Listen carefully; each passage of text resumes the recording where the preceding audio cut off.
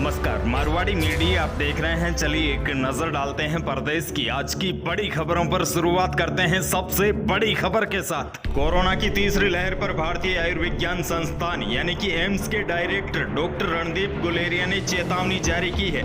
उन्होंने कहा है कि यदि कोरोना गाइडलाइन का पालन नहीं किया गया और बाजारों या टूरिस्ट स्पॉट पर लगने वाली भीड़ को नहीं रोका गया तो कोरोना की तीसरी लहर सिर्फ 6 से 8 हफ्ते में पूरे देश पर अटैक कर सकती है।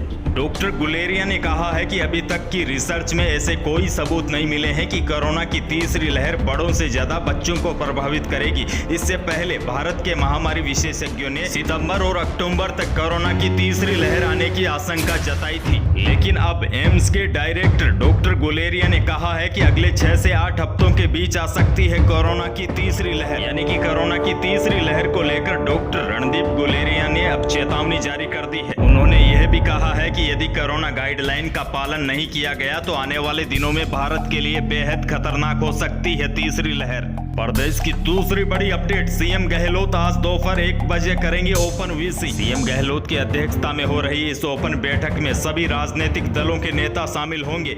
इसके अलावा इस बैठक में सभी धर्मगुरु शामिल होंगे, एनजीओ, विधायक व सांसद भी शामिल होंगे। बताया जा रहा है कि इस ओपन बैठक में कोरोना और वैक्सीनेशन को लेकर चर्चा होगी। इस बैठक में मुख्यमंत्री अशोक गहलोत कुछ बड़े फैसले ले सकते हैं। राजस्थान की एक और बड़ी खबर, राजकीय विद्यालयों में शिक्षा की गुणवत्ता के सुधार और विद्यार्थियों को कंप्यूटर शिक्षा से जोड़ने के उद्देश्य से राज्य सरकार ने कंप्यूटर शिक्षकों का नया कैडर सर्जित करने का बड़ा निर्णय लिया है। सीएम गहलोत ने इस संबंध में 10,453 पदों के सर्जन और इन पर संविदा आधार पर आवश्यक तत्काल भर्ती के लिए स्वीकृति दे दी है। आसान भाषा में समझे तो राजस्थान में बेरोजगार कंप्यूटर शिक्षकों के लिए कहीं न कहीं बड़ी खुशखबरी है। राज्य के मुख्यमंत्री अशोक गहलोत ने महत्वपूर्ण निर्णय करते हुए कंप्यूटर शिक्षकों के कैडर के लिए 10,453 पदों के सर्जन की मंजूरी दे दी है। इसके साथ ही संविदा आधार पर इन पदों के लिए जरूरी तत्काल भर्ती के लिए सीएम गहलोत ने स्वीकृति दे दी है। प्रदेश के मौसम को लेकर बड़ी अपडेट, मानसून शनिवार को राजस्थान में और आगे बढ़ा। मानसून की उत्तरी सीमा 3 और जिले बाड़मेर, भीलवाड़ा और धौलपुर से होकर गुजरी, जिसके प्रभाव से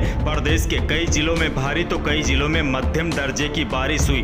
5 जिलों में 60 मिलीमीटर से भी अधिक बारिश रिकॉर्ड की गई है। हालांकि अब परिस्थितियां अनुकूल नहीं होने के कारण मानसून की रफ्तार एक बार फिर धीमी पड़ गई है। मौसम विभाग ने दक्षिणी पश्चिमी मानसून के आगे बढ़ने की गति धीमी होने के संकेत दिए हैं। आज 20 जून को पूर्वी राजस्थान के कोटा, बारां, चित्तौड़गढ़, भीलवाड़ा, बूंदी, सवाई माधोपुर, टोंक, जयपुर, दौसा, करौली के साथ पश्चिमी राजस्थान के कुछ जिलों में हल्की मेघ गर्जन के साथ बारिश हो सकती है। एक और बड़ी खबर की बात करें तो कोरोना काल में बेरोजगारों को ठगने के लिए ऑनलाइन जॉब का लालच देकर ठगा जा रहा है। दरअसल पाली में ऑनलाइन जॉब ने एक विवाहिता की जान ले ली है। दरअसल ऑनलाइन काम करने के दौरान महिला का जब नेट खत्म हुआ तो वह पति के हॉटस्पॉट से मोबाइल कनेक्ट किया। ठगों ने इसे सॉफ्टवेयर क्रैश होना बताया और रुपए ऐंठने शुरू कर दिए।